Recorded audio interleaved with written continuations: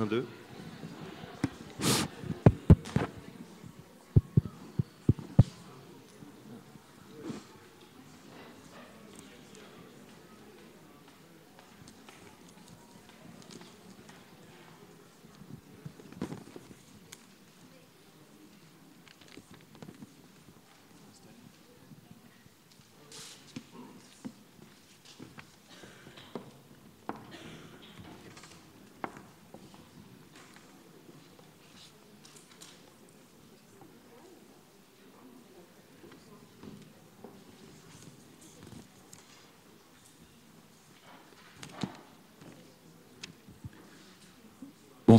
Bonsoir à tous.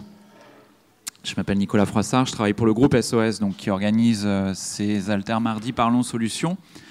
Vous remercier déjà d'être venus nombreux pour ce sujet, comme quoi finalement la question de la rémunération n'est pas si tabou que ça, puisque vous êtes venus nombreux, en tout cas lorsqu'il s'agit de parler de la rémunération des autres, et en l'occurrence de celle des grands dirigeants. Un petit mot sur le groupe SOS. Donc l'organisateur de ces événements, donc c'est la rentrée des Alter Mardi Parlons Solutions, portée par le groupe SOS. Donc le groupe SOS est une entreprise sociale, aujourd'hui 10 000 salariés, près de 300 établissements, et un impact auprès de 250 000 personnes qui sont accompagnées, soignées ou hébergées chaque année. Donc 250 000 personnes accompagnées dans la durée, et un impact également sur 1 million de personnes environ. Avec un credo, l'efficacité économique au service de l'intérêt général dans différents secteurs, l'emploi. On gère par exemple des entreprises d'insertion qui proposent des prestations de qualité à leurs clients, mais qui en plus permettent à des personnes en rupture avec le monde professionnel de retrouver un emploi. L'éducation, des centaines de professionnels au sein du groupe SOS travaillent auprès d'enfants et d'adolescents en détresse. Ils les accompagnent au quotidien, également la famille quand c'est possible. Troisième grand secteur, les seniors. On gère des maisons de retraite par exemple. Quatrième secteur, la santé. Nous gérons des hôpitaux. Et cinquième secteur, la solidarité au sens large.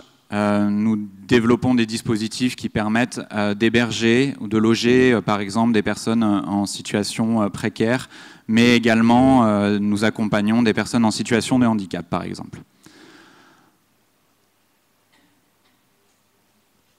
L'idée du groupe SOS, de façon générale, et aussi de ces événements, c'est notamment de réinventer l'entreprise. Alors l'entreprise sociale, on va en parler dans quelques instants, puisque nous avons le plaisir d'avoir le délégué général du mouvement des entrepreneurs sociaux qui va prendre la parole juste après moi, parce que la question de la rémunération des dirigeants est évidemment une préoccupation importante des entreprises sociales. Pour le groupe SOS, l'entreprise sociale, ça veut dire une échelle des salaires encadrée. Nos conseils d'administration ont décidé qu'elle ne pouvait pas dépasser le quota 1-1-10, le ratio 1-1-10. Une absence d'actionnaires. Chez nous, personne n'est propriétaire de quoi que ce soit. Et du coup, des bénéfices alloués au développement de nos activités. L'innovation sociale, c'est aussi des sujets dont on parle beaucoup au sein des Alter Mardi Parlons Solutions. C'est un thème qui est évidemment cher au groupe SOS et qui consiste à concilier impact social et efficacité économique. On pense que pour sortir de la crise qu'on traverse aujourd'hui, l'innovation sociale est un levier important et qu'il faut prendre en compte.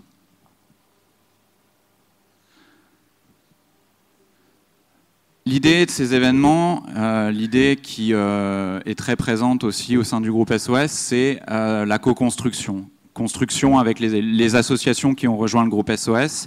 Il y a aujourd'hui une quarantaine de structures juridiques différentes au sein du groupe, avec le secteur associatif en général, avec les pouvoirs publics évidemment, parce qu'il s'agit aussi de travailler sur les questions d'intérêt général en lien avec les décideurs publics, et aussi depuis longtemps et de plus en plus avec les entreprises. Là aussi, pour sortir de la crise, il est important de travailler ensemble. Il n'y a pas un des trois acteurs qui a la solution, mais la solution passera sans doute par un dialogue entre ces trois catégories d'acteurs.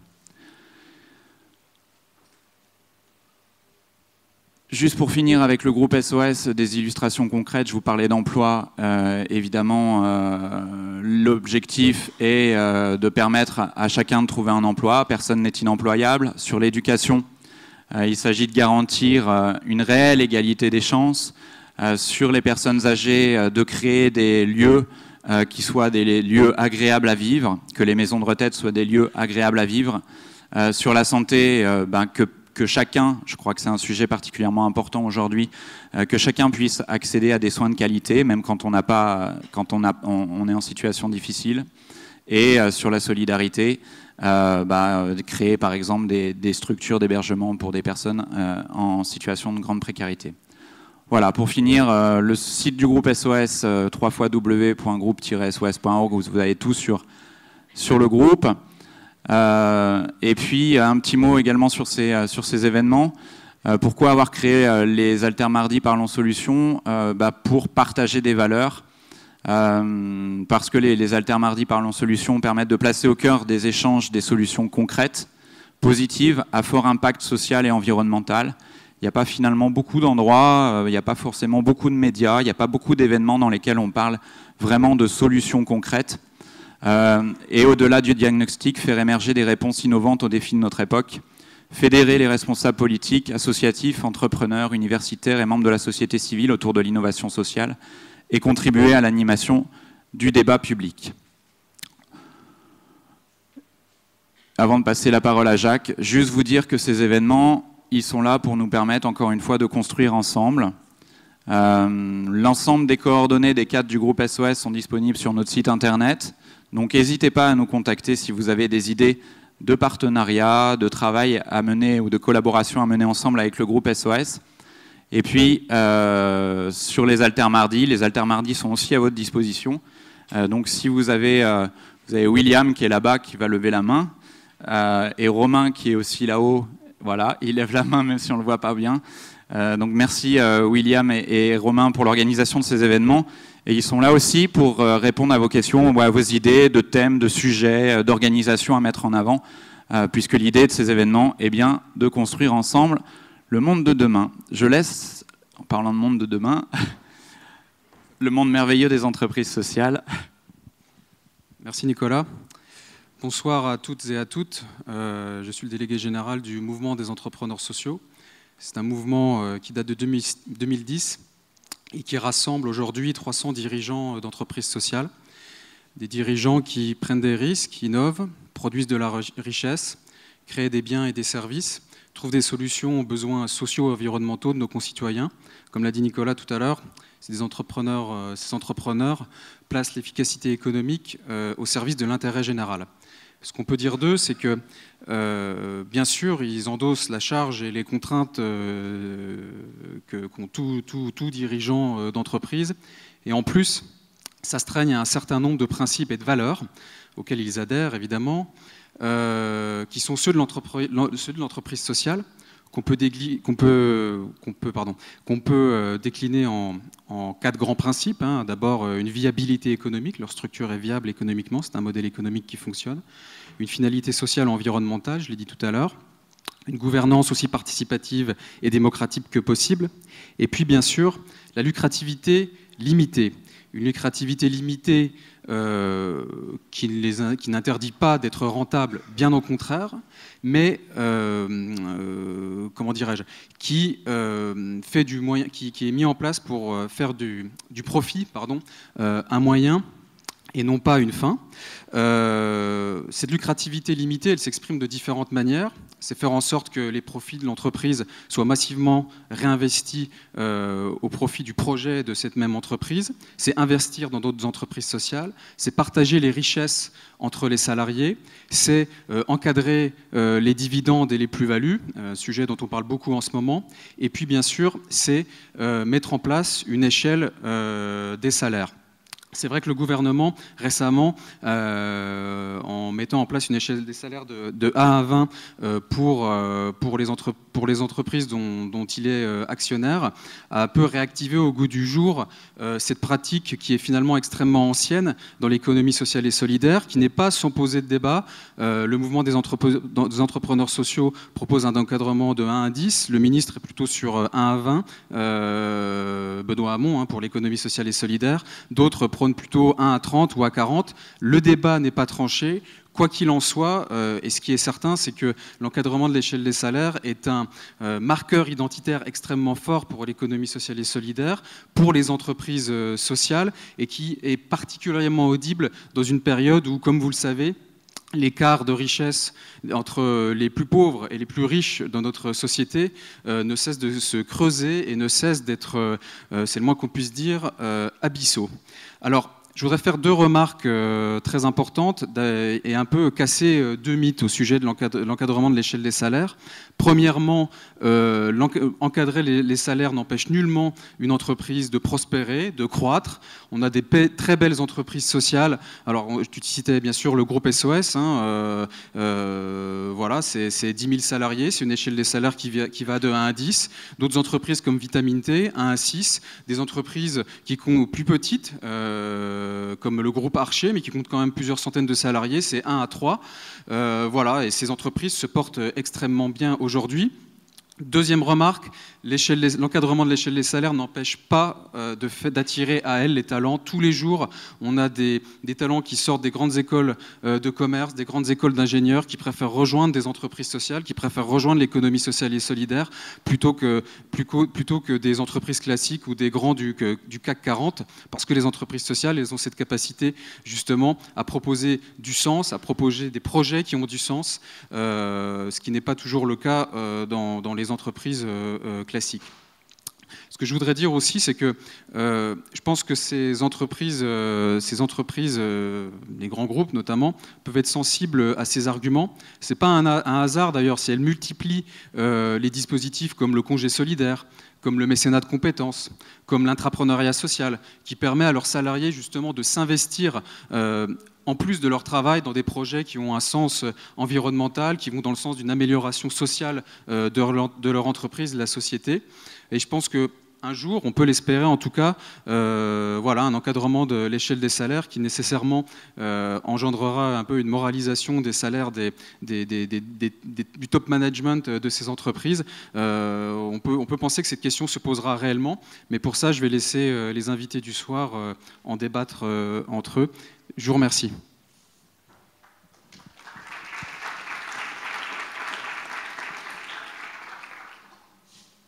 La parole est à nos intervenants. J'ai juste oublié ce qu'il ne faut jamais faire, d'oublier de remercier les partenaires. La Bellevilloise qui nous accueille aujourd'hui, qui nous accueille de plus en plus dans le cadre pour ces événements. C'est un lieu évidemment magnifique et qui a du sens pour accueillir les Altermardi Parlons Solutions.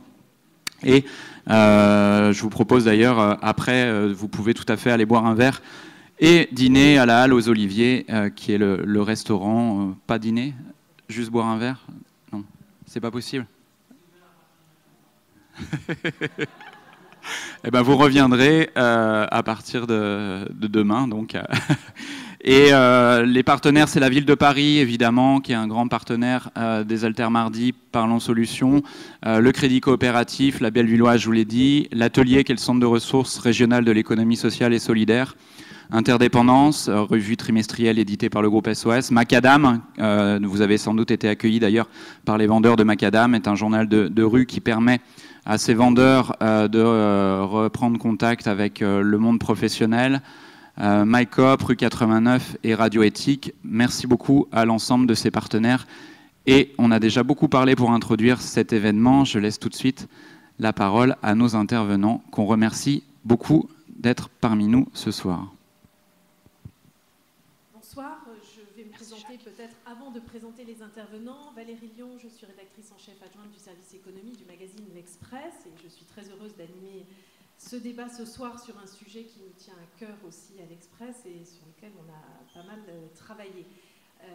Et il faut rappeler tout de suite que l'encadrement des rémunérations des patrons des entreprises publiques a été l'une des premières décisions du gouvernement Ayrault et de la présidence Hollande, et une décision très symbolique. Ça a été, je crois, le deuxième décret fort. On a eu le premier décret sur la retraite à 60 ans au début du mois de juillet. Et le 27 juillet donc, dernier est paru au journal officiel le décret limitant la rémunération des patrons des grandes entreprises publiques à 450 000 € bruts par an. Ce décret faisait écho évidemment à l'une des 60 promesses du candidat Hollande, c'était la proposition numéro 26, qui était écrite un peu dans d'autres termes. Donc, il y a déjà eu quelques aménagements, puisqu'il s'agissait, dans les engagements du candidat Hollande, d'imposer un écart maximal de rémunération de 1 à 20. Quand il a fallu faire les choses concrètement, on s'est rendu compte que c'était un petit peu plus compliqué que cela. Et donc, le ministère de l'économie, Pierre Moscovici et ses équipes sont arrivés à ce montant de 450 000 € qui concerne environ une vingtaine de grands patrons de grandes entreprises, EDF, Areva, La Poste, ADP.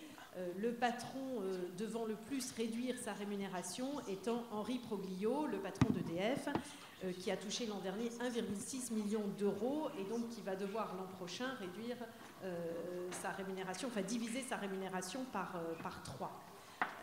Ce décret faisait évidemment écho à la proposition du candidat Hollande et venait aussi répondre à une préoccupation qui était montée dans l'opinion publique sur l'indécence des salaires d'un certain nombre de grands patrons, du public mais surtout du privé en fait, puisque c'est surtout dans le privé que certains ont pointé des abus, même si l'affaire la plus emblématique de ces derniers mois a été justement la double rémunération d'Henri Proglio, qui avait conservé une double casquette chez Veolia, entreprise privée, et chez EDF, entreprise publique, et qui avait souhaité conserver la rémunération qui lui était acquise dans ces deux entreprises. Mais vous avez en tête bien d'autres affaires, celle du bonus différé, de la rémunération différée de Maurice Lévy, 16 millions d'euros, donc qui a éclaté au printemps, et puis bien avant, les indemnités de départ d'Antoine Zacharias chez Vinci en 2006, ou encore le parachute doré du patron de Valeo en 2009. Donc, tous ces montants qui paraissent exorbitants ont alimenté régulièrement la chronique, si je puis dire, et l'ont même défrayée. Le décret est une première étape. Le gouvernement n'entend pas s'arrêter là, puisqu'il travaille actuellement à un éventuel projet de loi qui viserait à encadrer les rémunérations des dirigeants des entreprises privées. Il s'agirait là de contrôler un certain nombre d'outils de rémunération des grands patrons du privé, notamment les retraites chapeaux, les stock options, les parachutes dorés, les bonus différés, etc. Donc une grande consultation a été lancée cet été et elle est toujours en cours auprès d'un certain nombre, on va dire, d'institutions ou de représentants du patronat sur ce sujet. Donc, a-t-on raison de limiter les rémunérations des patrons du public? Est-ce efficace? Et a-t-on raison de vouloir l'étendre au privé? Ce sont les trois grands sujets qui vont nous occuper ce soir. Et pour en parler et pour en débattre, nous avons autour de la table Marc-Olivier Padis, qui est vice-président de Terra Nova et rédacteur en chef de la revue Esprit. Terra Nova est un think tank qui a été créé en 2008 pour renouveler un peu le corpus idéologique de la gauche et qui a publié en décembre 2011 un rapport très remarqué justement sur la question de la rémunération des grands dirigeants, rapport co-dirigé par Martin Hirsch et Gaby Bonan de la CFDT, un rapport qui établissait déjà un certain nombre de constats et puis préconisait une série de mesures pour mieux encadrer les pratiques. Alain Lipietz est économiste, membre du bureau de la Fondation Copernic. L'ambition de la Fondation Copernic, c'est de remettre à l'endroit ce que le libéralisme fait fonctionner à l'envers. Donc vous nous direz comment Copernic voit la façon de remettre à l'endroit peut-être les salaires dans les entreprises, qu'elles soient publiques ou privées. Et enfin avec nous, Sandrine Goreri, qui est directrice de la rédaction de la revue de l'IFRAP. L'IFRAP est un think tank qui existe depuis 1985 et qui est dédié à l'analyse des politiques publiques et à l'évaluation des administrations publiques. Et donc, vous nous direz si effectivement, de votre point de vue, cette limitation des salaires des patrons du public dans un premier temps et éventuellement du privé peut être efficace et améliorer l'efficacité économique.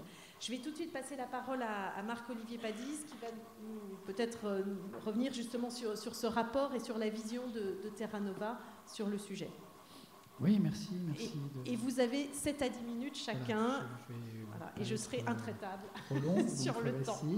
Alors je dirais aussi en préliminaire que je ne suis pas économiste, mais je pense que cette question est tout à fait importante, donc je ne serai pas compétent dans le détail des chiffres, mais je pense que c'est un sujet qui, justement, aujourd'hui, est une clé de lecture extrêmement importante de l'évolution de l'économie elle-même.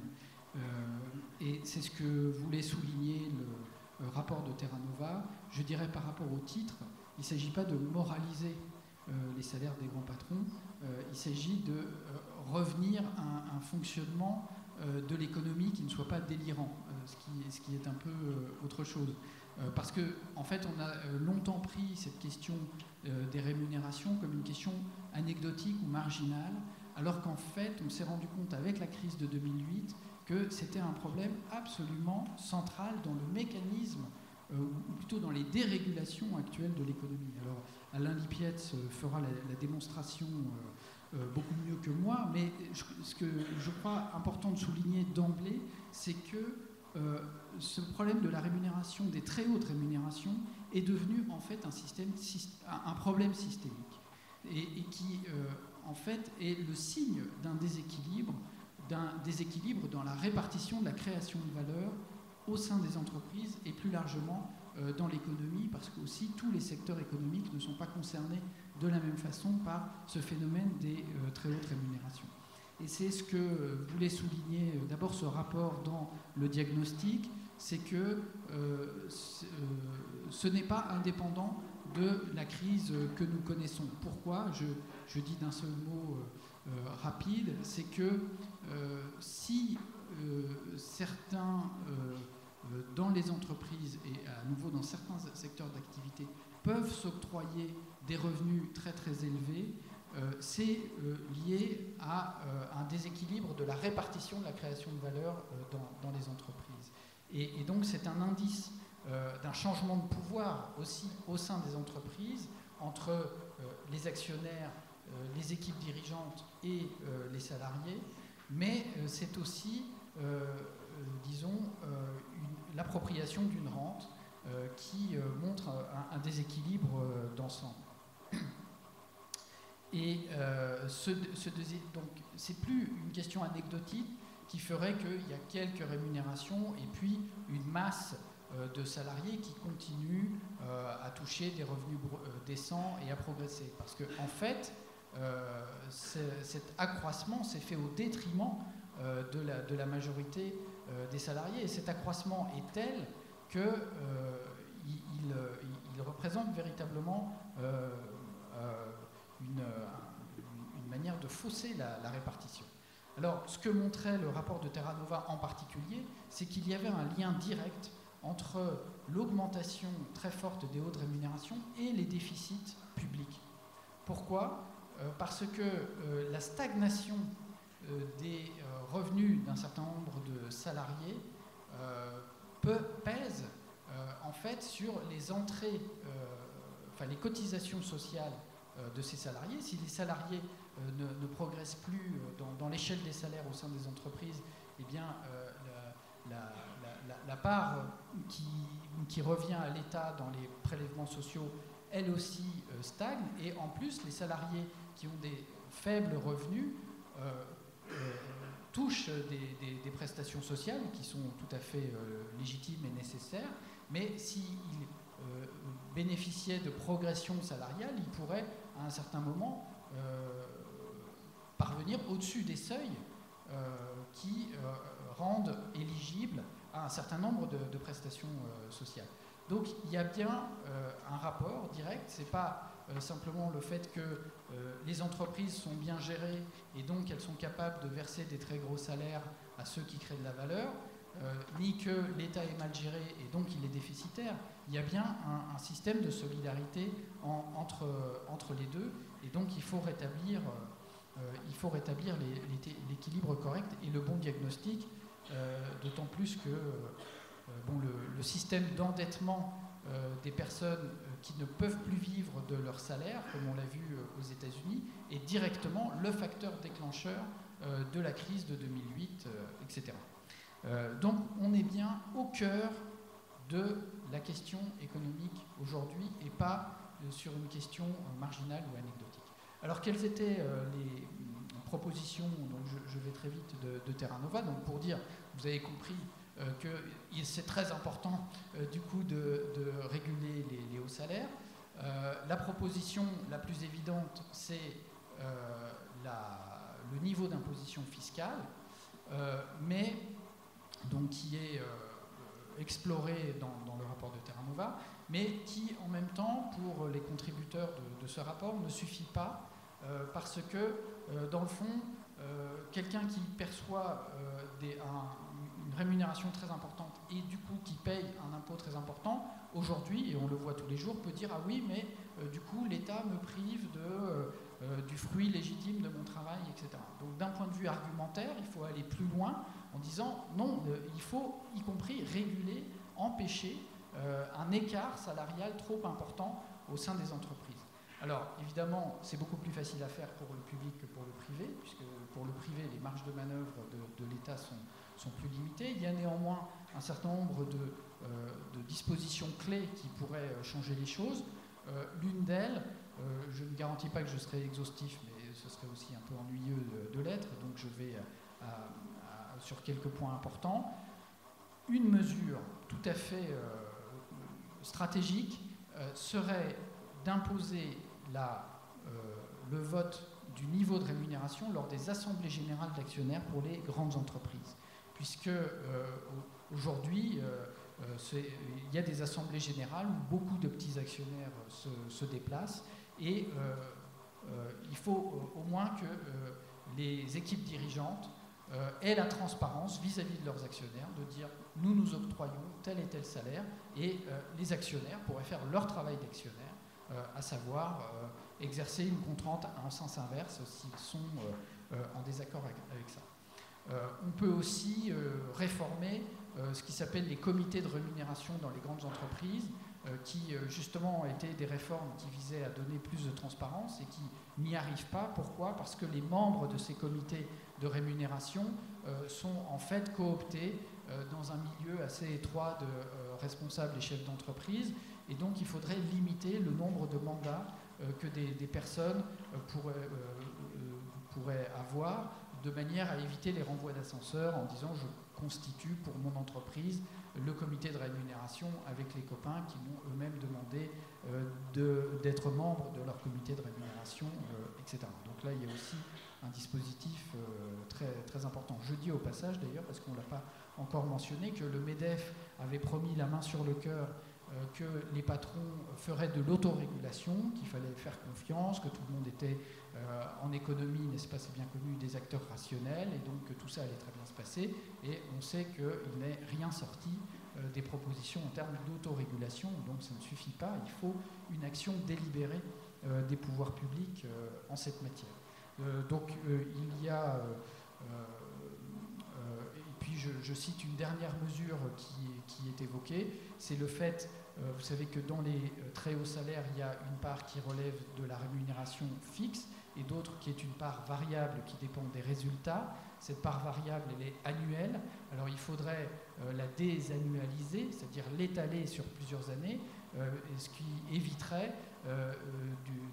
des croissances apparentes, ou une prospérité apparente d'une entreprise pendant quelques années, des effets de bulle, et puis après un effondrement de l'entreprise, comme on a vu avec Dexia par exemple, qui elle est payée par le contribuable, c'est-à-dire par nous tous. Donc il faudrait lisser ce type de rémunération complémentaire sur plusieurs années, de manière à vérifier que ça correspond bien à une stratégie, sinon de long terme, au moins de moyen terme pour l'entreprise, et qu'il ne s'agit pas simplement d'actions mercenaires de personnes qui vont chercher de la rentabilité à très court terme, avec un bénéfice tel que, y compris l'intérêt de moyen terme de l'entreprise, finalement n'entre plus dans leurs propres calculs.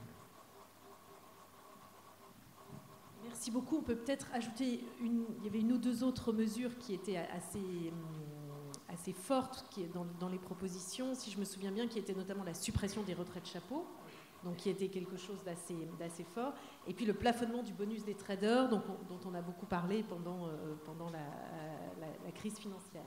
Alain Lipiet, est-ce que ces mesures d'encadrement et de régulation, telles que proposées par Terra Nova, vont dans le sens des réflexions de la Fondation Copernic ? Oui, tout à fait. Alors, vous avez posé la question, qu'est-ce que veut dire ce leitmotiv, remettre à l'endroit ce que le libéralisme avait fait fonctionner à l'envers, c'est tout simplement la réflexion qu'on pouvait se faire à l'énoncé des chiffres de rémunération des grands patrons. On marche sur la tête. Alors, quand on regarde de plus près quels sont les justificatifs qui sont donnés à ça, c'est si on ne les payait pas comme ça, ils iraient ailleurs. Bon, si on est européen et qu'ils vont toujours en Europe, c'est pas bien grave. Mais surtout l'idée que ce serait une perte sèche de la valeur de leur rémunération s'ils allaient ailleurs. Or, justement, et vous l'avez bien fait de le rappeler, la proposition de réglementation des parachutes dorés montre bien que, en fait, non, c'est pas ça du tout. Même un patron qui a complètement échoué, qui a ruiné son entreprise, je ne parle même pas des effets macroéconomiques sur lesquels je vais revenir dans un instant, mais qui a simplement ruiné son entreprise, celle dont il avait la responsabilité, celui-là bénéficie d'un parachute doré dont jamais ne bénéficieront les personnes qu'il a mis au chômage par sa légèreté, son incompétence, ou peut-être même son excès de fatigue. Parce que, également, dans ce raisonnement bizarre sur la tête du libéralisme, on va dire, oui, il est tellement précieux, il faut beaucoup le payer. Oui, mais à ce moment-là, attention, il ne faut pas trop le fatiguer. Et en même temps, on dit, oui, mais justement, comme on le fatigue énormément, il faut beaucoup le payer.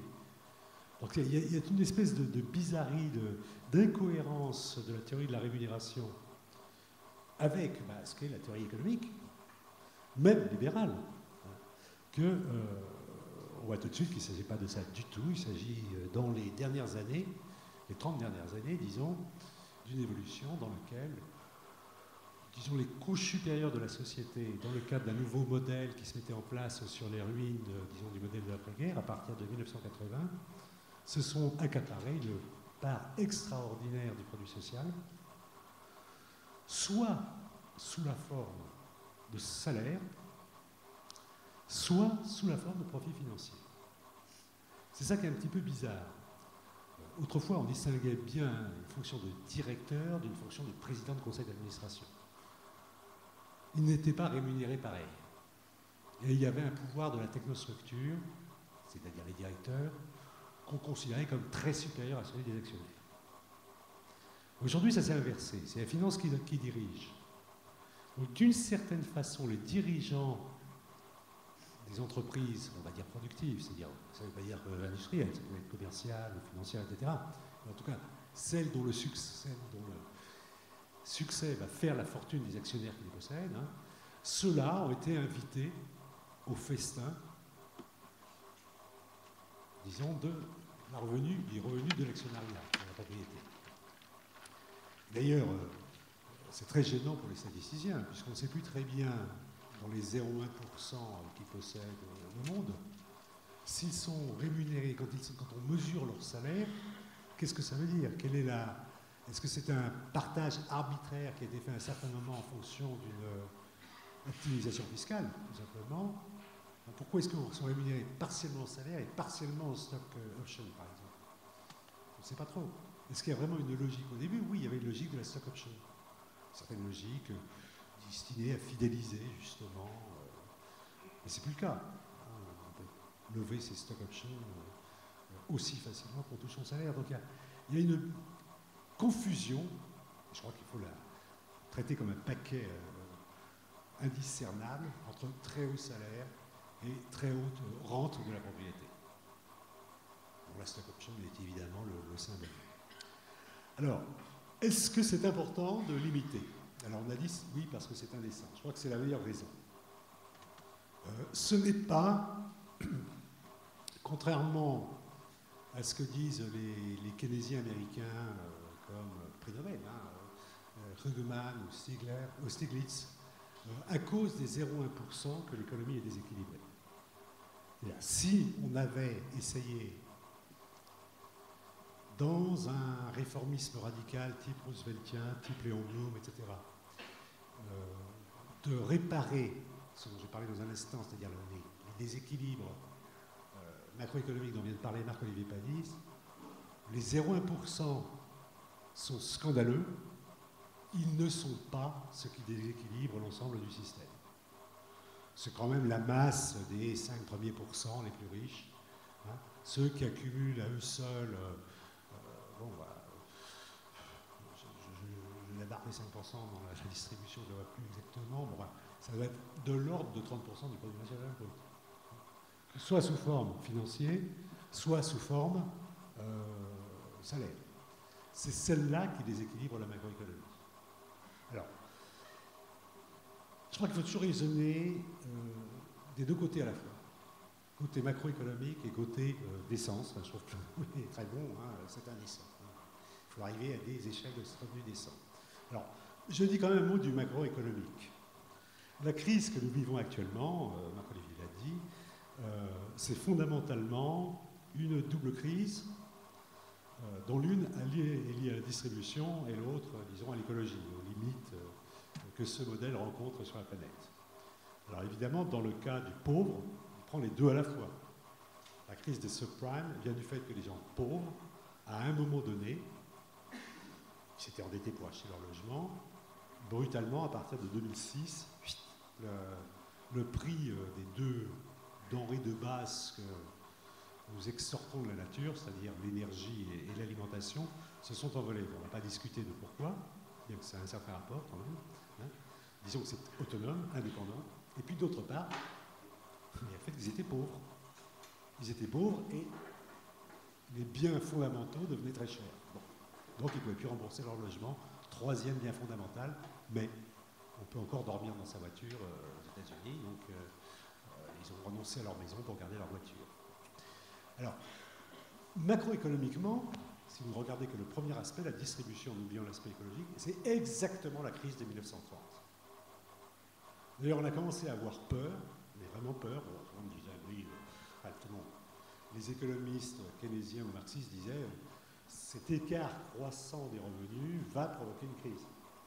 On a commencé vraiment à avoir peur quand l'année 2007, justement, on a rejoint la distribution des revenus des États-Unis de 1928. Hein, alors oui, là, il y a un seuil. On est tout près. Quand est-ce qu'il va exploser? On ne sait pas. Hein, mais c'est plus dans très longtemps. C'est là maintenant, dans les semaines, les mois qui viennent. Hein. Et bon, c'est arrivé. Alors, qu'est-ce qui se passe dans une situation d'extrême division? Alors, premièrement, les riches ne savent plus quoi faire de leur argent. Donc, ils font des bulles.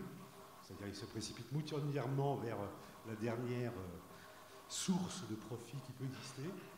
D'autre part, les pauvres ne peuvent pas racheter ce qu'ils produisent, donc il y a une tendance à la montée du chômage. Alors, si vous prenez en plus que par rapport à 1930, à la crise des années 30, la craque de 29, le monde s'est formidablement élargi, c'est-à-dire que les classes riches sont maintenant aussi en Chine, et les classes pauvres et travailleuses sont aussi en Chine.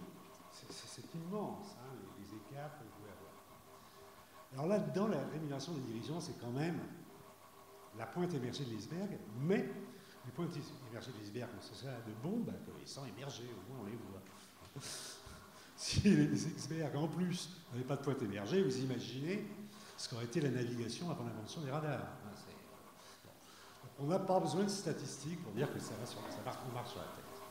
On le voit à certains patrons ou à certains financiers dont les revenus ont quelque chose d'indécent. On se dit, en dessous, il y a l'iceberg, il y a un mauvais partage de la valeur.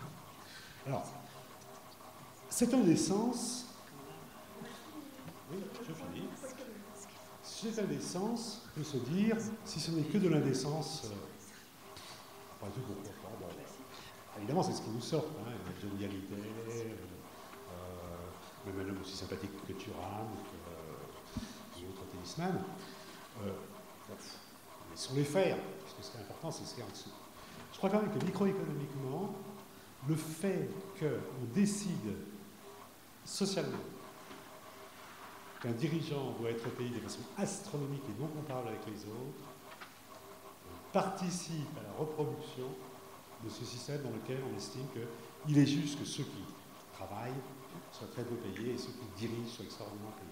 On ne peut pas résoudre la crise macroéconomique sans engager des signaux forts du point de vue microéconomique parce qu'on aura besoin, dans une social-démocratie rénovée ou dans une société verto-socialiste ou je ne sais pas quoi, de dirigeants qui reprennent l'habitus des années 1950, 60, 70, dans lequel j'ai été né, dans lequel on considérait qu'avoir des responsabilités, avoir le pouvoir de diriger, trouver en soi-même sa propre récompense.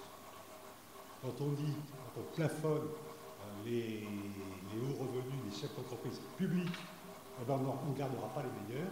De mon temps, si on gardait les meilleurs, parce que c'était un très grand honneur de diriger la SNCF.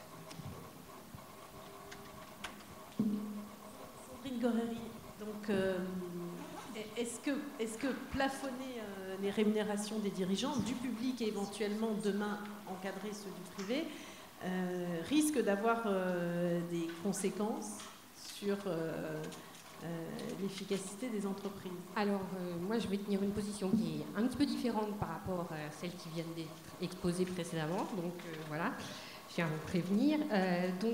J'ai commencé sur peut-être un départ un peu micro sur la mesure en elle-même. Donc, nous, il nous semble qu'elle pose quand même un certain nombre de problèmes, alors, qui pourront être corrigés par la suite. Hein. Mais bon, donc il y a ce hiatus déjà entre entreprises publiques et entreprises privées qui pourrait se résoudre par la suite si on arrive à trouver une solution pour encadrer. Il y a le fait que pour l'instant, elle ne touche que les mandataires sociaux, donc on se retrouve quand même avec des situations un peu ubuesques où on va encadrer le salaire du patron d'EDF alors que son directeur financier il a lui-même plus d'1 million d'euros. Bon, est-ce que c'est scandaleux que le directeur financier d'EDF touche 1,5 million d'euros?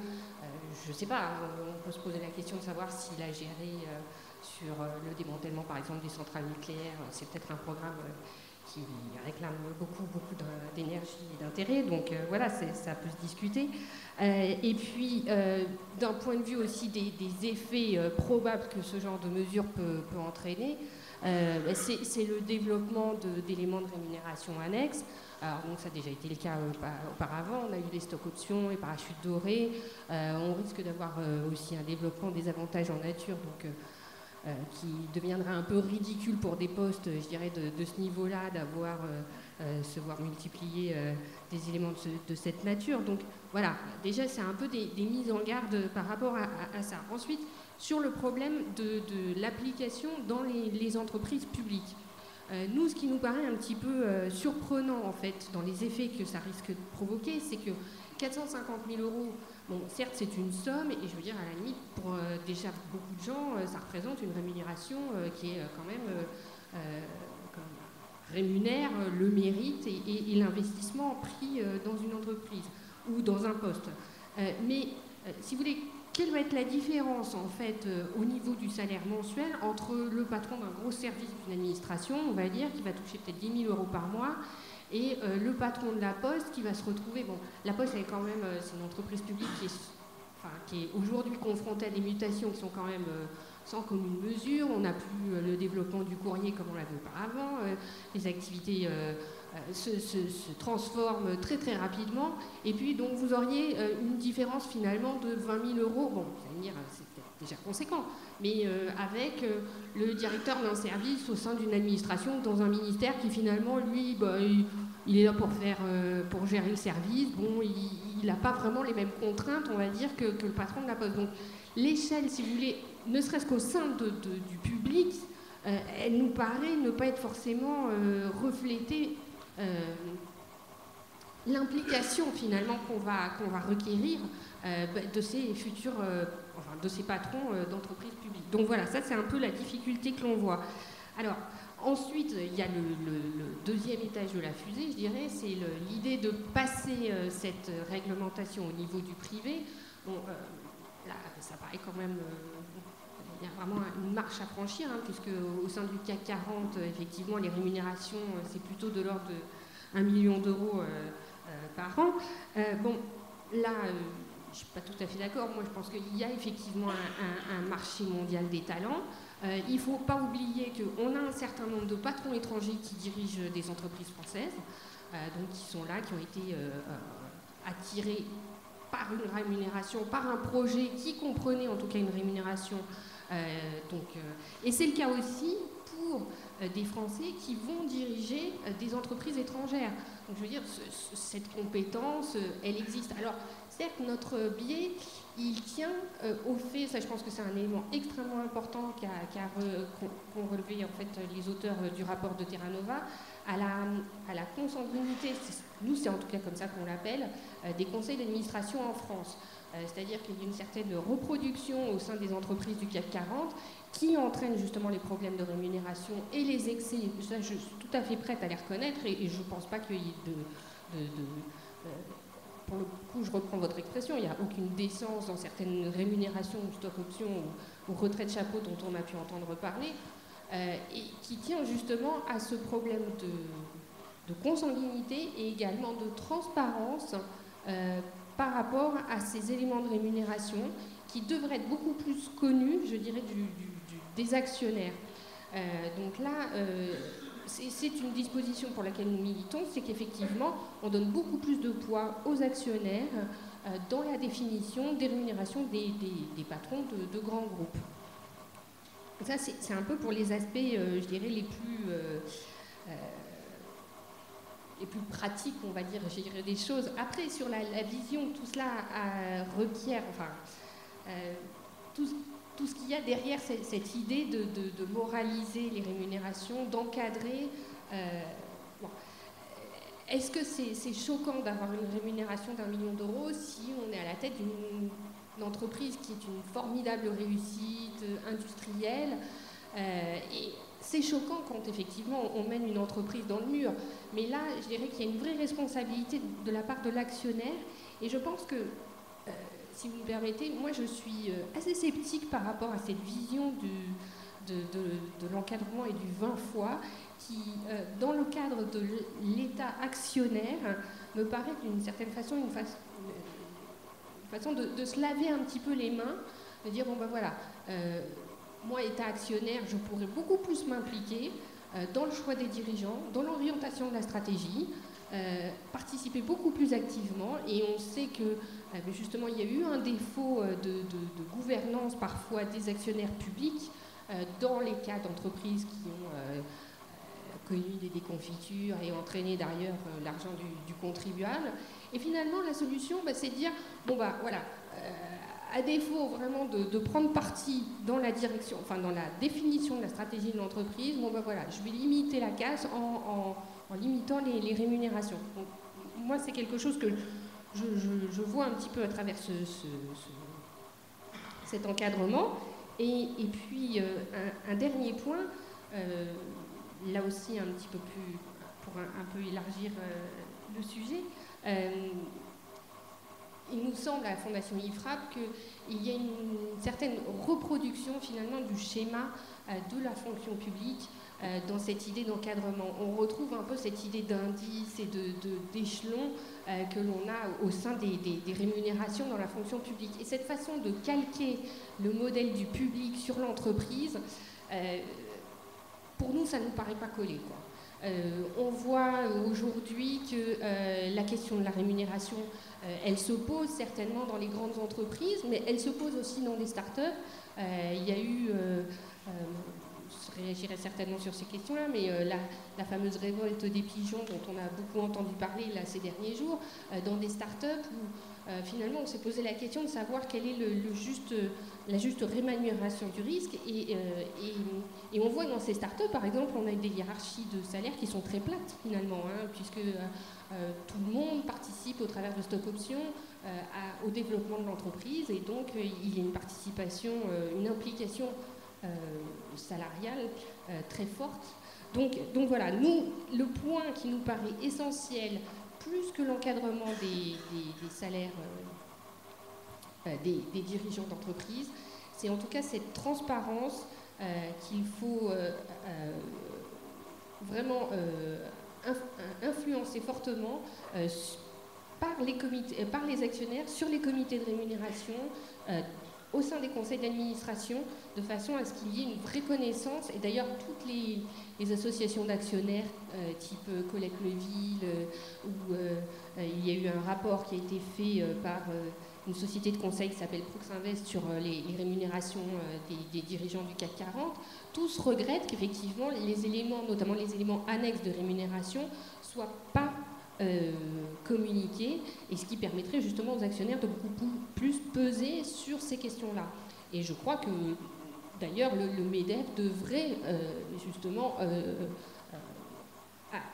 aller dans ce sens et justement demander beaucoup plus de transparence et pas s'en tenir à une simple autorégulation. Alors la transparence, elle concerne avant tout les entreprises privées. Peut-être avant d'en venir aux entreprises privées, si on reste sur les entreprises publiques, est-ce qu'à 450 000 € bruts par an, on se prive de talent pour diriger nos entreprises publiques? Est-ce que c'est pas ça la question finalement, par rapport en tout cas au décret qui a été publié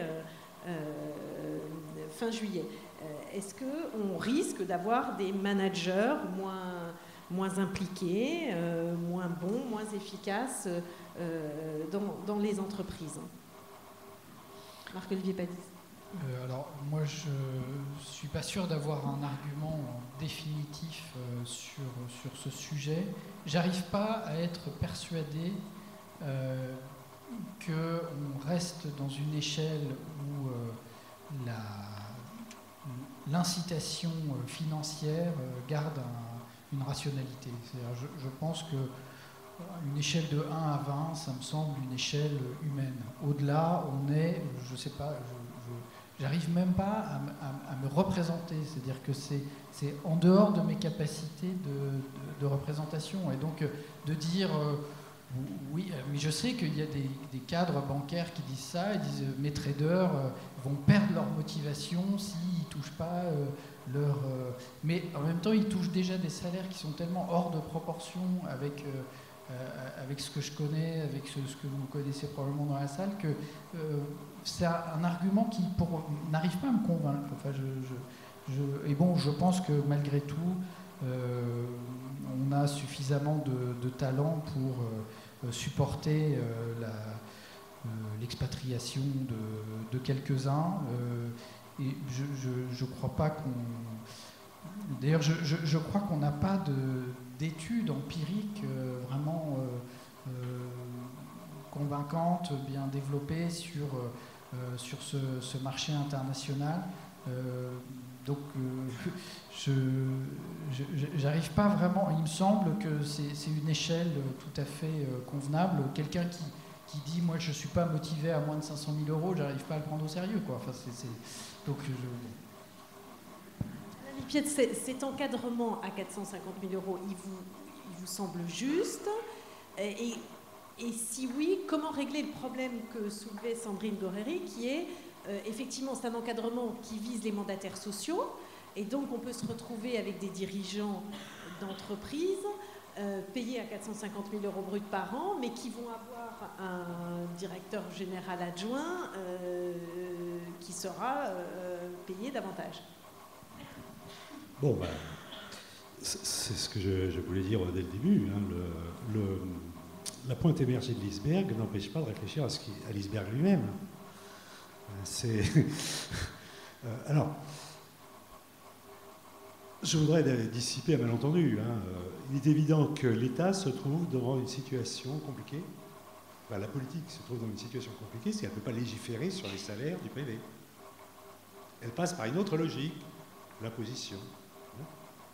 Alors en gros, on a pifométriquement quels seraient les bons écarts acceptables, on va dire de 1 à 30 par exemple, et on va dire, pour le public, on s'achemine vers, alors tout compris, pas seulement les mandataires effectivement, mais également les cadres, du 1 à 30, on peut faire de la fiscalité pour chaque entreprise privée, oui, en disant une entreprise qui dépasse une hiérarchie de 1 à 30 sera une amende, enfin une sorte de... Ça c'est encore possible, mais on ne peut pas dire, ou alors il n'y a plus de liberté publique dans la détermination des revenus, que l'entreprise a un maximum sur sa rémunération. En revanche, on peut écrêter au niveau alors de l'individu, par l'impôt sur le revenu. On va dire, au-delà de 30 fois le SMIC, eh ben, on met la barre à 80%, une tranche à 80%, ce qui était celle de Roosevelt, qui a duré jusqu'à Reagan. Hein, donc, ça n'a rien de scandaleux. C'est la norme, disons, 45-80, 1945-1980. C'est quelque chose... Le monde a très bien fonctionné comme ça. Je n'ai pas l'impression qu'il y avait un déficit, un afflux effroyable de cadres qui faisait que leur prix s'effondrait sur le marché. Pas eu cette impression-là du tout. Hein. Au contraire, non. Bon. Alors, maintenant, est-ce que, appliquant une sorte de théorie marginaliste au comportement de l'individu qui va se secouer s'il est mieux payé, j'ai pas l'impression que, je sais pas moi, Baudelaire ou Mallarmé auraient fait des plus beaux poèmes s'ils avaient été mieux rémunérés, ou que même Mozart, parce que ça c'est une difficulté aussi. Baudelaire et Mallarmé étaient rémunérés comme profs d'anglais, pas comme poètes. Et s'ils avaient mieux vendu leurs œuvres, ou s'ils avaient trouvé un éditeur qui leur avait fait une avance, ils auraient écrit des plus beaux poèmes. Est-ce que Mozart, lui, était rémunéré pour la musique qu'il écrivait? Si on l'avait mieux payé, est-ce qu'il aurait mieux fait ces trucs qui quelquefois sont... Bach, par exemple, oui, c'est effectivement répétitif. C'est un fonctionnaire, Bach, c'est routinier, enfin... Écoutez ça, enfin, c'est insupportable. Bon, donc, mais si on l'avait mieux payé, peut-être ça aurait été plus inventif, plus pétillant, etc. etc. Non, ça, j'y crois pas un instant. Hein, non. J'ai connu Louis Armand, vraiment le père de la SNCF, je ne pense pas qu'il ait été payé... n'est pas un incitatif à partir d'un certain niveau. Bon, quand vous avez le choix entre être, je sais pas moi, gratte-papier et capitaine d'entreprise à l'intérieur de l'État, vous choisissez capitaine d'entreprise si vous avez des dons pour être capitaine d'entreprise. Et ça vous est complètement égal de gagner à peine plus que le gratte-papier. Oui. L'ingénieur en chef des ponts et chaussées qui assume, ou l'ingénieur général des ponts et chaussées ou des mines, parce que c'est nos corps, enfin, les ponts et chaussées, qui assume de passer de directeur du port de Marseille à directeur d'une entreprise publique genre CFM, CVM, c'est parce qu'il a trouvé ça plus marrant à un moment donné qu'il accepte de faire ça. C'est pas parce qu'il va gagner énormément plus. Je ne crois pas du tout à cette psychologie monétariste. Alors, en revanche, la norme sociale s'apaise. C'est-à-dire que si vous passez pour un con quand vous vous contentez de 10 000 euros par mois, alors vous pourriez en avoir 50 000 en prenant un boulot dans le privé, par exemple. Pour les ingénieurs généraux des mines et des ponts, oui, ça pèse. Si la norme sociale, c'est de dire, oh, c'est quand même vachement bien, vu les études que vous avez faites, de vous contenter de ça au service de la collectivité, ça pèsera dans l'autre sens. Alors, on ne peut pas réformer macroéconomiquement la société sans réformer sa culture. C'est ça le problème. C'est ça le problème. Une société qui trouve que le hacker de la finance, qui est en fait le trader, doit être très fortement rémunéré, alors que tout le monde sait bien qu'il précipite l'économie dans la crise, qu'il est responsable de centaines de milliers, voire de millions de chômeurs et de morts de faim, etc., est une société complètement... alors qui marche sur la tête. Hein. Et si on n'en veut plus, eh bien, on doit trouver... le politique doit adresser des signes forts pour dire non, ce n'est plus comme ça qu'on rémunère le talent. Parti très, très haut parce qu'on pose la question de la motivation des acteurs finalement et donc de cette motivation est-elle liée effectivement à la rémunération et ensuite de la norme sociale posée par la société. Sandrine Goreri. Alors moi juste des remarques très terre à terre sur la fiscalité. Je partage tout à fait votre avis sur le fait qu'effectivement on pourrait très bien concevoir d'avoir des rémunérations qui ne soient pas encadrées. En revanche, une fiscalité qui, à partir d'un certain seuil, prélève fortement sur les très hauts salaires. Ce qu'on constate aujourd'hui, moi c'est ce qui m'est revenu, c'est qu'aujourd'hui on voit qu'on a un certain nombre de salaires pour des hauts dirigeants qui sont fixés net, c'est-à-dire qu'on prend déjà en considération cet aspect de la fiscalité pour dire finalement voilà, même en tenant compte, et c'était déjà le principe un peu des retraites de chapeau, hein, même en tenant compte de la fiscalité, voilà ce que vous toucherez si vous venez chez nous. Donc je pense qu'il y a quand même un aspect de motivation malgré tout derrière ça. Ok, Baudelaire, il n'a peut-être pas été motivé par l'argent, mais bon, on voit aussi qu'on a des gens comme, comment s'appelle, l'auteur de Harry Potter qui gagne des millions et des millions d'euros. Donc, je veux dire, voilà, c'est pas choquant. Non, c'est pas choquant où on voit, voilà, il y a des tas de situations où ça ne paraît pas choquant de voir des gens gagner énormément d'argent et où on constate effectivement qu'il y a une rémunération d'un certain risque, etc. Alors, est-ce qu'il y a plus de risques qui sera pris parce qu'on augmente de 50% ou 100% la rémunération? Ça, je suis d'accord, ça peut se discuter. En revanche, qu'elle diminue parce qu'on vous dit, attendez, maintenant, voilà, c'est 450 000 et basta. Là, ça peut se produire. On voit le nombre de situations où les gens essayent d'échapper d'ailleurs, dans le public, c'est assez symptomatique. Hein. On voit des responsables de la fonction publique qui essayent de se mettre à la tête d'agences parce qu'en fait, justement, leurs salaires sont déplafonnés à cette occasion-là, ou même des élus qui cumulent parce que ça leur permet d'avoir un certain nombre de rémunérations. Enfin, voilà, c'est des situations qui sont malgré tout courantes. Donc, le fait de dire on va limiter 450 000 € et finalement on aura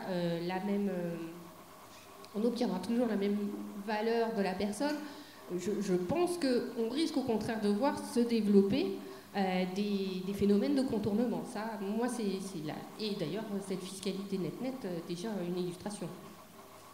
La question qui est aussi posée, c'est finalement la rémunération des grands patrons fait souvent débat, et vous l'avez évoqué rapidement, l'un et l'autre, celle des écrivains, des footballeurs ou autres, ne fait pas forcément autant débat. Donc la question aussi, c'est qu'est-ce qu'on rémunère finalement quand on rémunère un patron?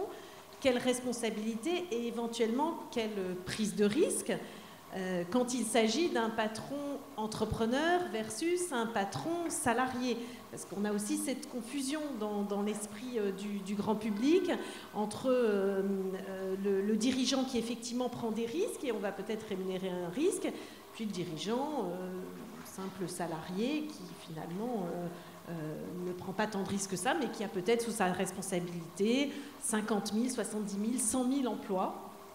En France, dans le monde, etc. Donc, est-ce que ça doit être pris en compte dans l'approche?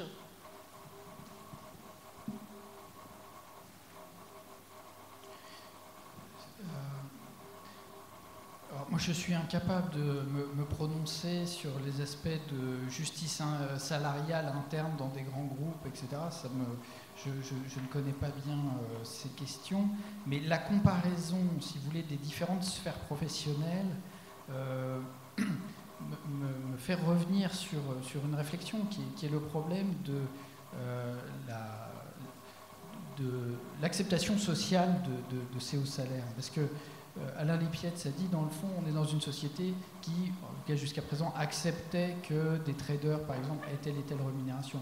Mais en même temps, il me semble que ce n'était pas tout à fait transparent. C'est-à-dire que moi, avant 2007, je ne savais même pas ce que c'était qu'un trader. Et j'avais aucune idée de ce que touchait un trader. En fait, on parlait beaucoup des footballeurs, des écrivains, on mettait en avant des situations un peu exceptionnelles comme ça. Et en fait, on s'est rendu compte, d'ailleurs, pour la première fois, je crois, au cours de l'automne, Le Monde a publié une double page avec toutes les échelles de salaire des patrons. On se rendait compte que d'ailleurs Henri Prolio n'était pas dans la zone la plus élevée. Hein. Il y avait donc, il n'y a pas de transparence sur ces sujets-là. C'est Bernard Arnault, le patron le mieux payé du CAC 40, et qui cumule d'ailleurs le fait d'être patron actionnaire, d'avoir à la fois un salaire et des éléments de rémunération. Donc en fait, on ne peut pas dire qu'il y ait eu une délibération sociale, une acceptation sociale, parce qu'il y a une opacité très très grande au sein des entreprises. Il y a une visibilité hyper forte de l'économie des stars. Il y a une économiste, Françoise Benamou, qui avait fait un travail sur l'économie des stars qui montrait comment, justement, c'est une économie très particulière qui produit pour certains, et pour une toute petite minorité, des très très hautes rémunérations. En fait, il y a des phénomènes qu'on a découverts un peu brutalement, en fait, et donc on ne comprenait pas bien les mécanismes avant le déclenchement de cette crise en particulier. Bon, je suis étonné, mais bon, il y a des gens comme ça. Enfin, il me semble que dès les années 80, il y avait énormément de films sur le sujet des très hautes rémunérations. Enfin, je crois qu'à un certain moment, la société a trouvé très bien de faire de l'argent. Et de faire de l'argent, et on était ridicule, disons-le, hein, comme quand, ce qu'on a évoqué au début, c'est des générations de l'ESSEC où la première des options, c'est l'économie sociale et solidaire. Bon, dans les années 80, ça aurait paru complètement ridicule. Ridicule. Qu'aujourd'hui ce soit le cas, c'est magnifique. Dans les années 50, ça aurait peut-être été considéré comme normal.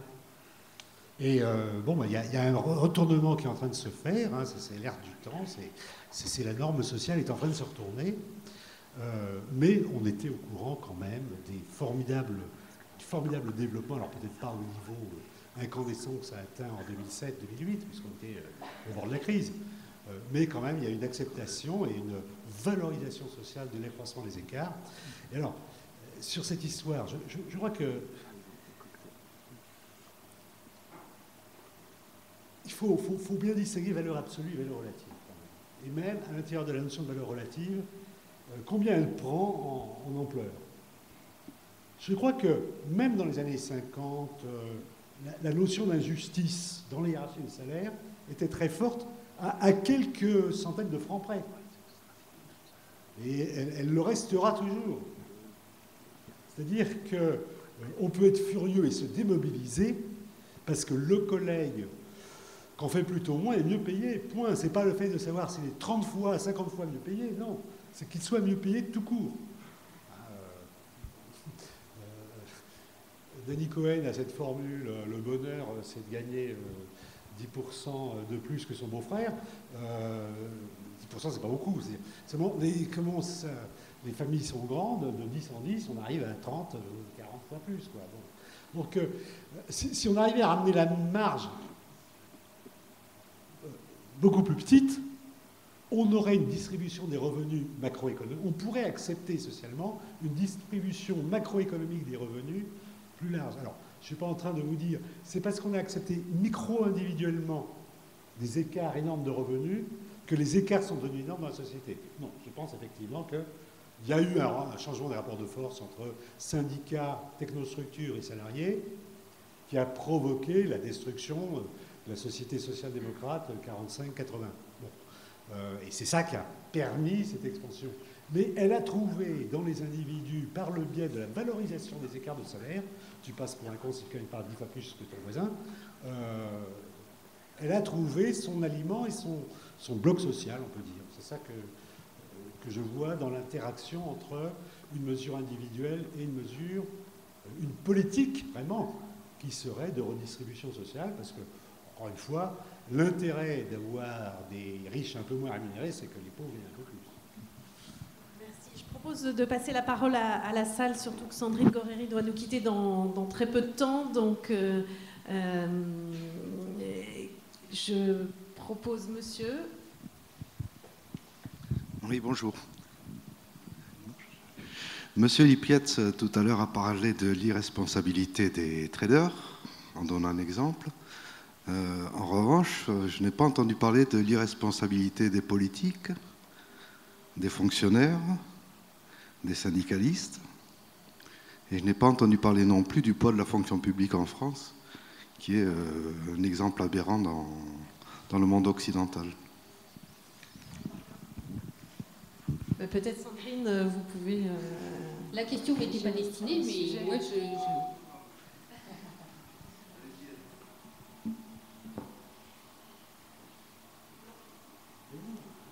Ah non, moi je partage votre avis, monsieur. Je pense que vous vouliez faire réagir monsieur Lipietz, mais je suis tout à fait d'accord avec vous.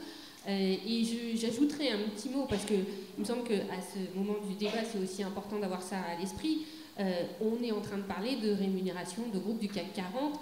On ne parle pas du tout de l'immense majorité des patrons de PME qui ne sont pas du tout dans cet ordre de rémunération. Donc je crois aussi qu'il faut se garder de généraliser et de faire une sorte d'agrandissement du cas d'un certain nombre de dirigeants et de traders qui sont pour certains tout à fait scandaleux, et de considérer que ça s'applique à l'ensemble des patrons français. Et on a beaucoup qui ont des conduites tout à fait exemplaires. Je réponds. La réponse est très simple. J'ai été invité ici à Narion sur le faut-il encadrer les revenus des hauts dirigeants? On va demander la responsabilité des syndicats et la responsabilité des politiques. Hein. Peut-être sur une année, je passe 98% de mes réunions publiques à débattre sur la responsabilité des politiques. Pas du tout des hauts dirigeants. J'étais très surpris qu'on m'invite à ce sujet, très intéressant d'ailleurs. Mais vous êtes un politique. Ben voilà.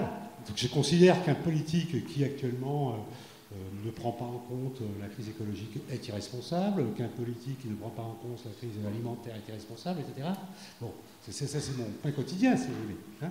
Dans les entreprises publiques, donc, alors, prenons Prolio, puisque c'est un homme qui était posé politiquement avec un très haut salaire pour défendre une filière qui est le nucléaire. Bon, je pense qu'il est irresponsable en tant qu'ingénieur, il est irresponsable en tant que les choix qu'il fait à l'EDF, puisqu'il est en train de casser la possibilité pour la France de participer à une révolution technologique qui, dans le domaine de l'énergie, emporte actuellement l'Allemagne et le Japon.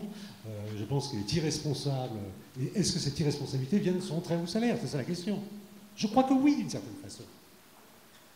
Si les critères de jugement d'un haut dirigeant étaient son utilité sociale et que, bon, il y a des débats là-dessus, quand les journaux, les hebdomadaires ont commencé à faire leur couverture sur les patrons les mieux payés, etc., comme si c'était vraiment des revenus comme Capital, un peu comme l'Express d'ailleurs, hein, au lieu de dire voilà un ingénieur qui a trouvé quelque chose de génial, voilà, etc., on a changé complètement le système des valeurs et on est arrivé à la situation actuelle.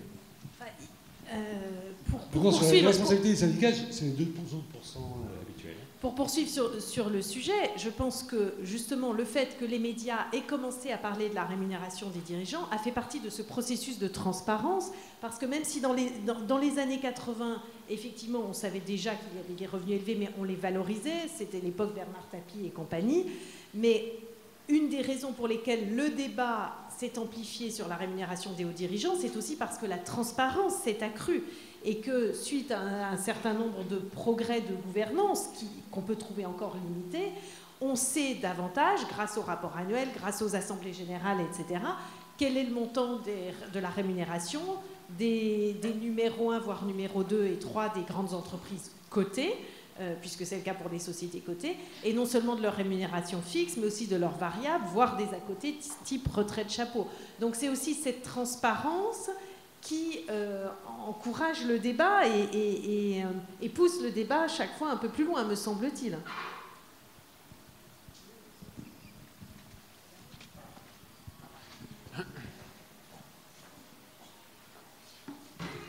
Bonsoir, j'ai quelques commentaires et quelques questions. Pour en revenir à la consanguinité dont vous parliez des comités de rémunération, en général, les entreprises publiques et privées sont constituées de comités exécutifs et de conseils d'administration. Le comité de rémunération appartient au conseil d'administration. Il est très rare que les mandataires sociaux qui appartiennent au comité exécutif soient également des administrateurs dans d'autres entreprises cotées en bourse, donc, ou publiques d'ailleurs. Donc mon point, c'est que je pense que la consanguinité, elle se définit plus par le profil des administrateurs et des membres des comités exécutifs, c'est-à-dire des hommes blancs qui ont environ, en moyenne 70 ans et qui ont tous fait les mêmes écoles. Donc je pense que le système s'entretient plus par le profil des personnes qui sont membres des conseils d'administration et des comités exécutifs que par les cooptations diverses qu'on peut constater dans ces comités ou conseils. Moi, c'est un commentaire aussi sur le vote des actionnaires que, de part et d'autre, on préconise. Je pense que c'est assez limite parce que ce soit dans une... Bon, déjà, si on est dans le cas des entreprises publiques, l'actionnaire, c'est l'État. Donc voilà, donc par définition, c'est le pouvoir public et politique qui définira ça. Dans le cas des entreprises privées, si on propose un dividende élevé à un actionnaire, il est quand même très probable que l'actionnaire vote contre une rémunération élevée du dirigeant. Ça, c'est mon... Je ne sais pas si l'un de vous deux veut réagir, parce que la question du CNP, donc de l'expression de l'Assemblée générale sur effectivement la rémunération, qui a été une demande exprimée ici à la tribune, enfin, ou identifiée comme une mesure intéressante peut-être de transparence et de progrès. Ce CNP a été mis en place dans les pays anglo-saxons, notamment aux États-Unis, en Grande-Bretagne. On a un petit peu de recul et on peut peut-être dire aujourd'hui, est-ce qu'effectivement c'est efficace ou pas.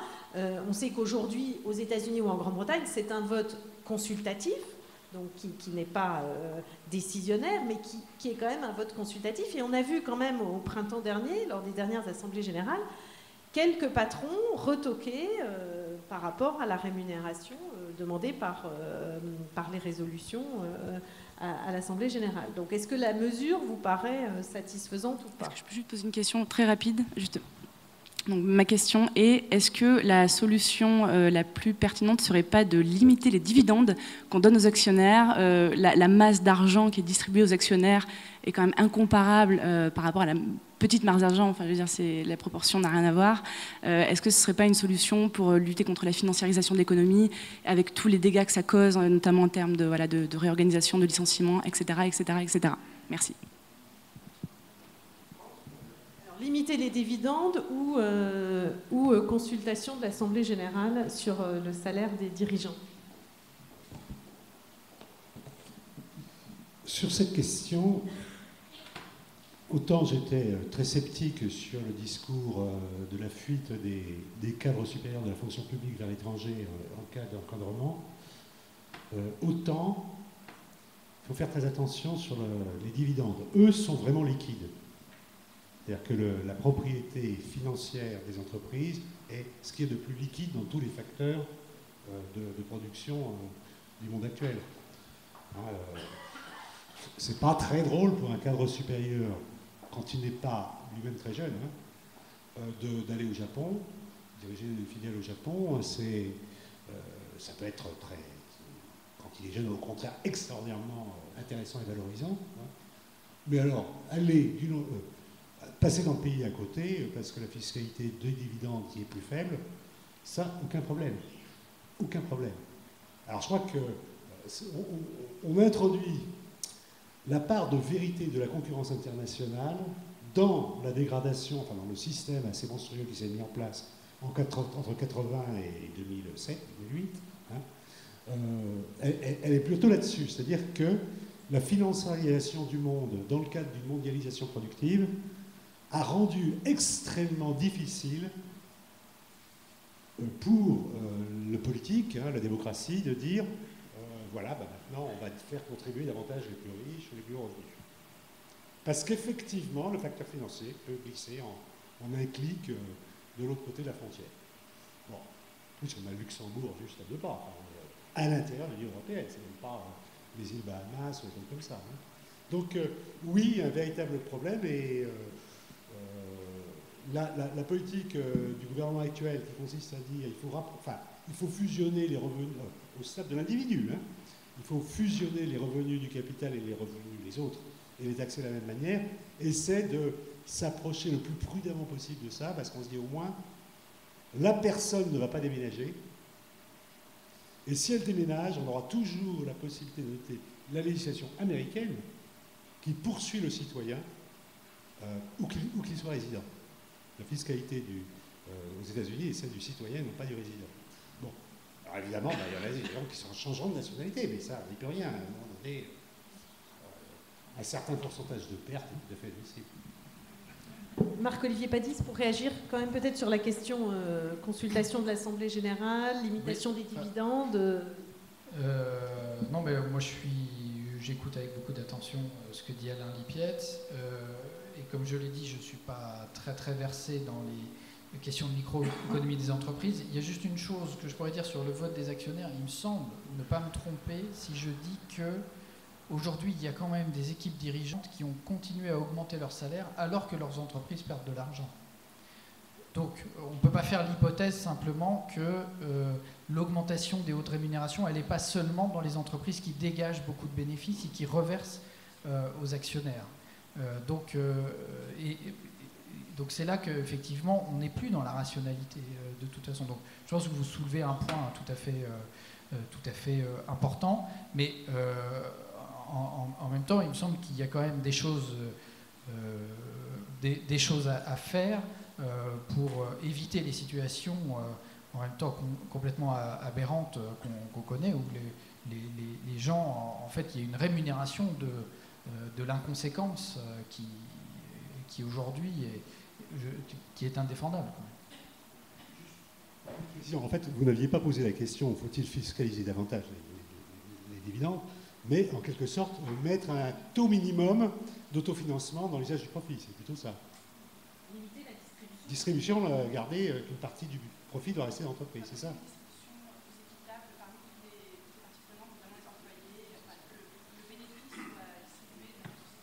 Donc, investissement, salarié et dividendes. Ouais.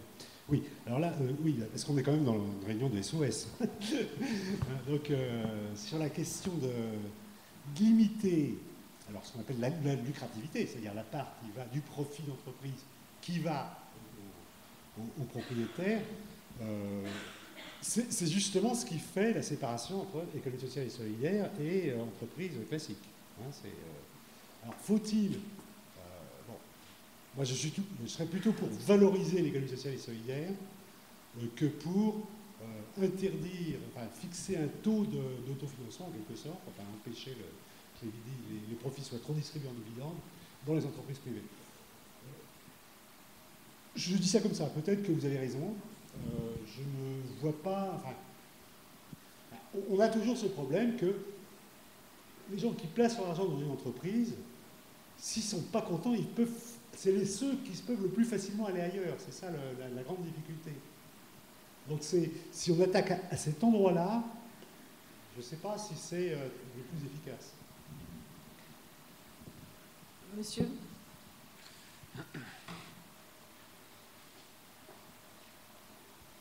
Bonsoir. Moi, je n'ai pas une question non plus, c'est plus un commentaire. Je pense qu'il aurait été intéressant d'inviter Louis Gallois, qui était l'ancien patron de SNCF et ancien patron de ADS, qui, quand il est allé chez ADS, a refusé son bonus, en fait.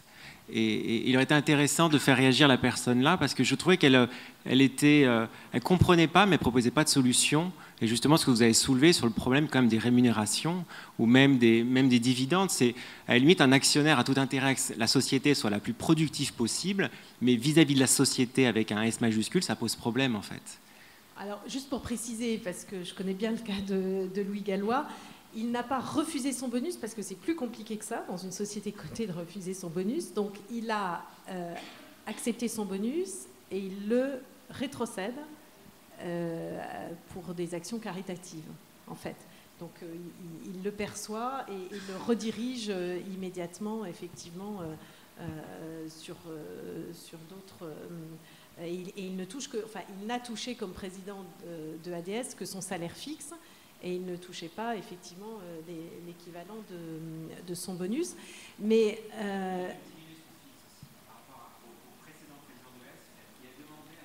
il a demandé à toucher moins, mais ça n'a pas été possible. Parce que... c'est intéressant, parce que ça montre qu'il y a une logique aussi de l'entreprise. C'est-à-dire que ça n'a pas été possible parce que dans l'entreprise, il y a aussi d'autres salaires élevés.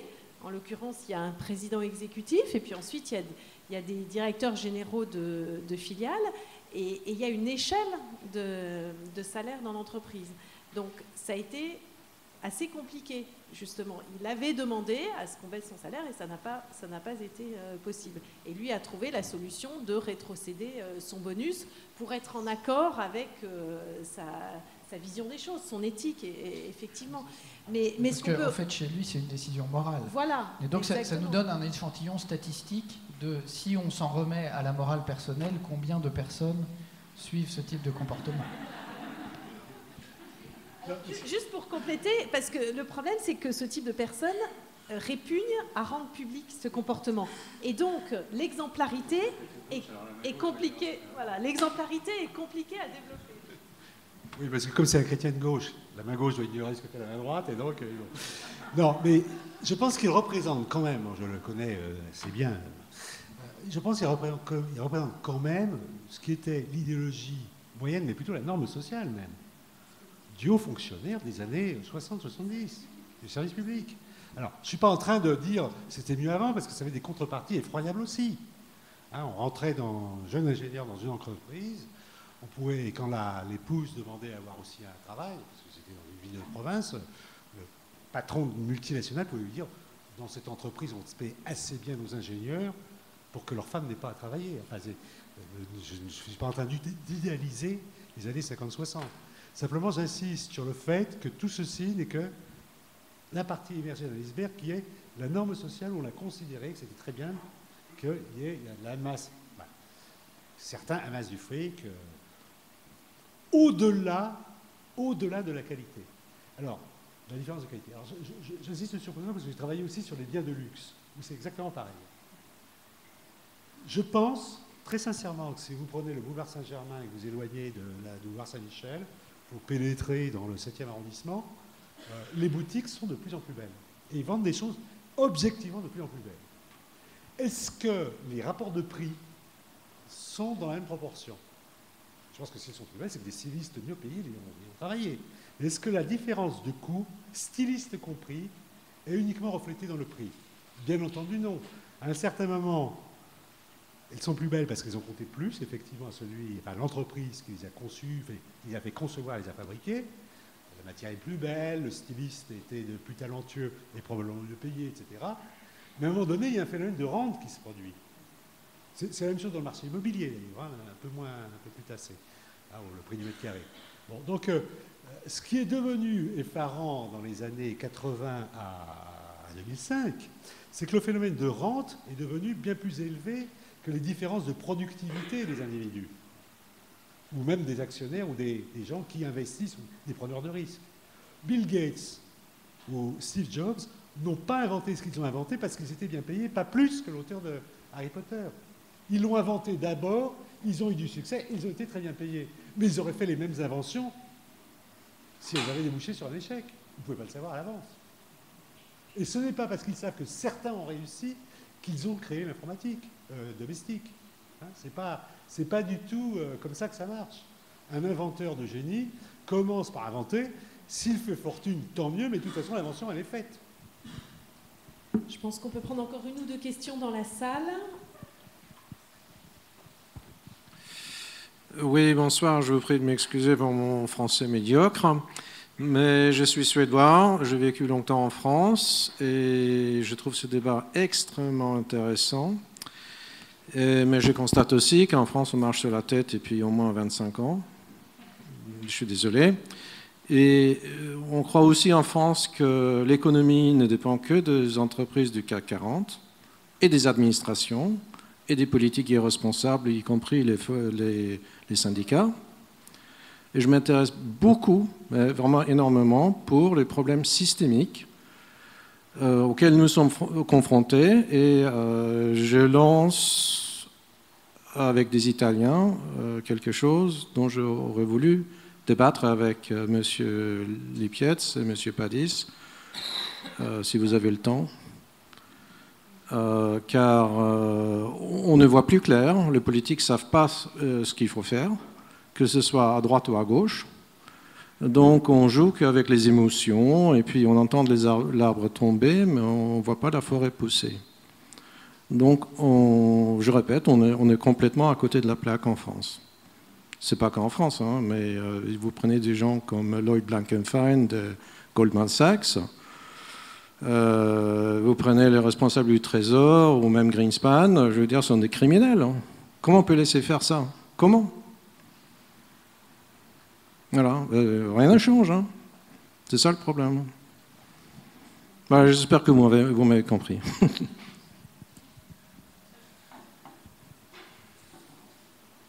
Une autre intervention, monsieur?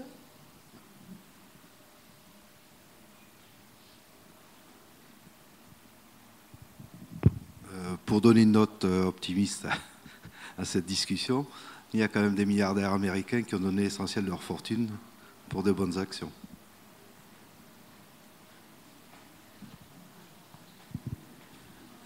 Alors, est-ce que l'existence de hauts revenus garantit la philanthropie? C'est une question de mentalité, mais il y a plusieurs mentalités à l'intérieur de la philanthropie. Il y a une philanthropie qui considère que c'est un devoir moral de quelqu'un qui a extrêmement bien réussi. Alors, c'est ce que souvent associé à l'idée, j'ai très bien réussi parce que Dieu m'a choisi, hein, et donc j'ai des talents à restituer. Et puis, il y a celle qui considère que la solidarité doit être institutionnalisée. Et j'ai beaucoup réfléchi sur l'histoire de l'économie sociale et solidaire.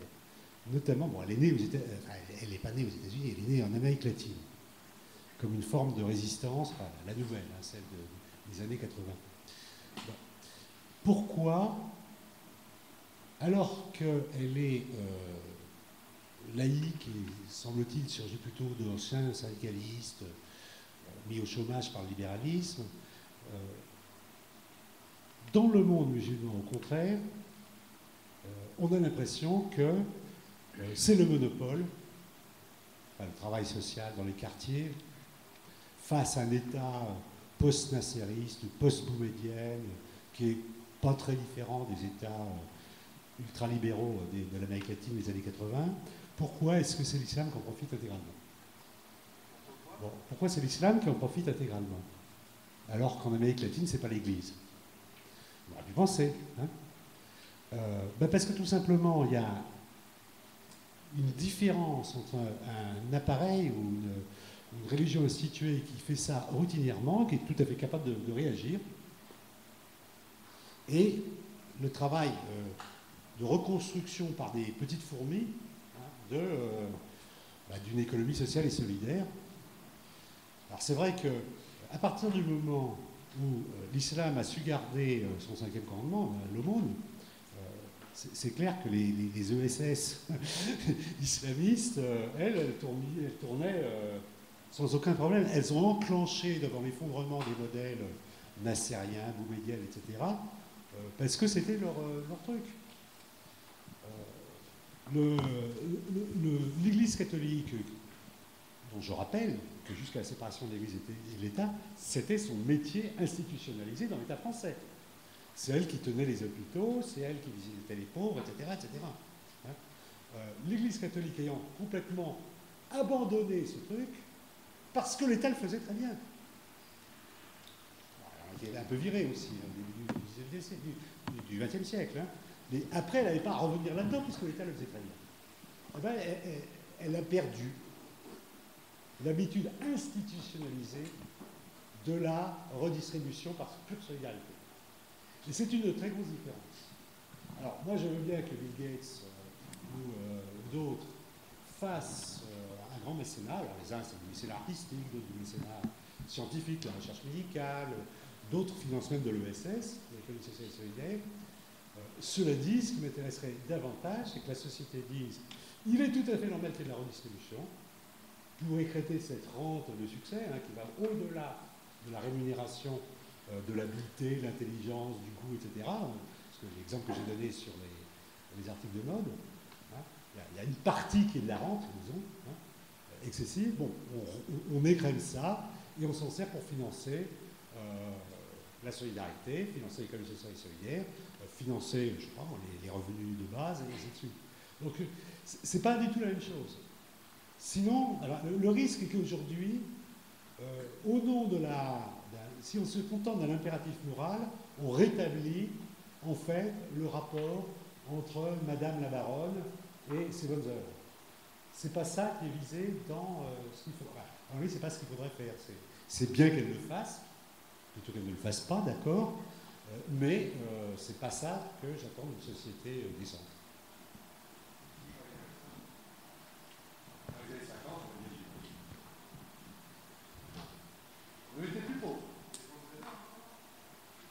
Pourquoi pas?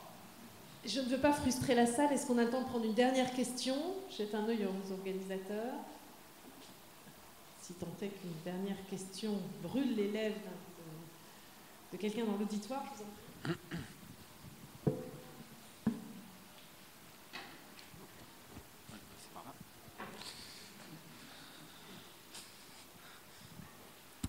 À vrai dire, je vais vous décevoir, c'est pas une question, c'est plus 2 commentaires.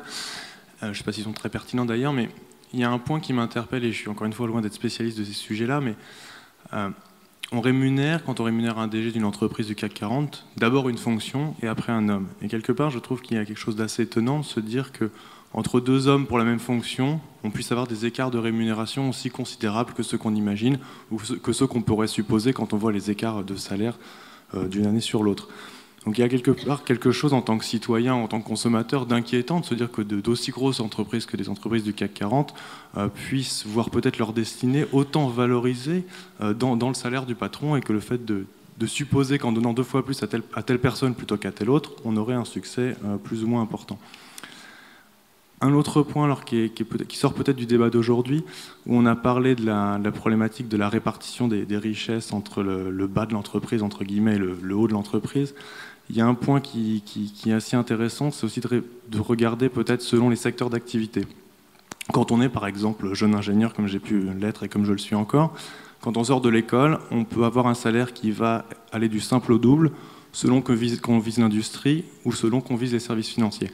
Alors je ne dis pas qu'on peut traiter tous ces problèmes en les prenant dans un ensemble, il faut peut-être les prendre séparément, mais je pense que c'est intéressant de voir qu'il y a un enjeu de répartition des richesses verticale, mais aussi horizontale entre les secteurs. Voilà. Oui, si je peux dire juste un mot là-dessus, mais je pense qu'un aspect du débat qu'on n'a pas eu le temps d'aborder, mais qui est quand même relativement important, c'est celui des PME et des autres entreprises. C'est-à-dire que ça produit aussi une distorsion sur le marché du travail. Alors qu'on sait qu'aujourd'hui, justement, il faudrait pouvoir développer davantage les PME.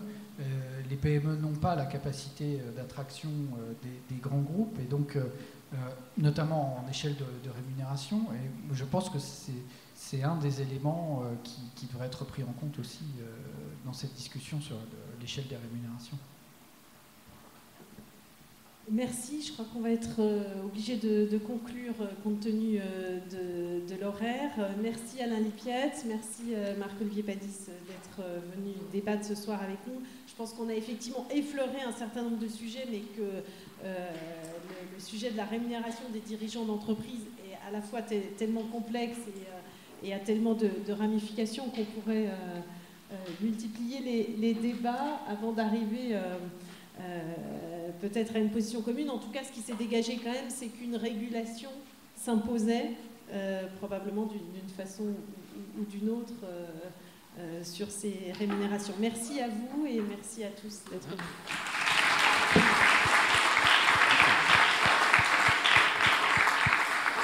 J'ajoute juste simplement que donc, les Altermardis reviennent dès la semaine prochaine. Donc, le programme s'affiche sur l'écran. Pour vous inscrire, www.altermardi.org. La semaine prochaine, on parlera d'obsolescence programmée. Et puis encore une fois, merci à nos intervenants, à Valérie Lyon pour l'animation de ce débat et à nos partenaires. N'oubliez pas que les vendeurs de macadam sont encore présents. Donc, n'hésitez pas à leur acheter un numéro de macadam.